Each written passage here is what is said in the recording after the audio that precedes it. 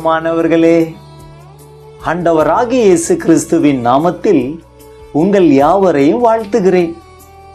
இந்த நாளுக்குரிய வேத வசனம் எபேசியர் 5:16.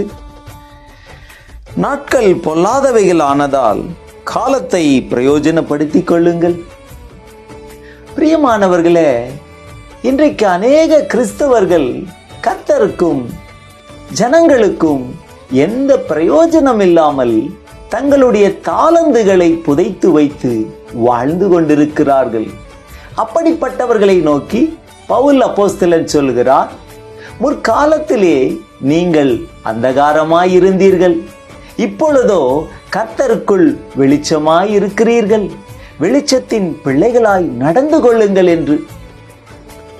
இயேசு கிறிஸ்து தமக்கு கொடுக்கப்பட்ட காலத்தை எவ்வளவு அருமையாய் ஞானமாய் பயன்படுத்தி கொண்டார். சுறுசுறுப்பாய் உழைத்தார். பகற்காலம் இருக்கு மட்டும் நான் என்னை அனுப்பினவருடைய கிரியைகளை செய்ய வேண்டும், ஒருவனும் கிரியை செய்யக்கூடாத ராக்காலம் வருகிறது என்றார். ஒரு பக்கம் மலைகளின் மேல் சுவிசேஷகனுடைய பாதங்கள் எவ்வளவு அழகாய் இருக்கிறது என்று சொல்லுவதைப் போல சுவிசேஷ ஊழியத்தை செய்தார். இரவு நேரங்களில் ஒலிவ மலைக்கு சென்று ராமுழுதும் ஜெபித்தார். அதாவது பிதாவோடு கூட உறவாடினார், பிதாவின் சித்தம் அறிந்தார். அதிகாலமே திரளான ஜனங்கள் அவரை தேடி வந்தார்கள். காரணம், பலவிதமான வியாதிகளிலிருந்து நோய்களிலிருந்து விடுதலை பெற வேண்டும் என்று கூடி வந்தார்கள். எல்லாரையும் சுகமாக்கினார். அது மட்டுமா, சிஷ்யர்களை நோக்கி நான் அடுத்த ஊர்களுக்கும் போய் பிரசங்கம் பண்ண வேண்டும், வாருங்கள் அவ்விடத்துக்கும் போவோம் என்று சொல்லி காலத்தையும் நேரத்தையும் வீணடிக்காமல் பிரயோஜனப்படுத்தி கொண்டார். அதே போல நாமும் நம்முடைய காலத்தையும் நாட்களையும் பிரயோஜனமுள்ளதாய் பயன்படுத்திக் கொள்வோம். ஜெபிப்போமா?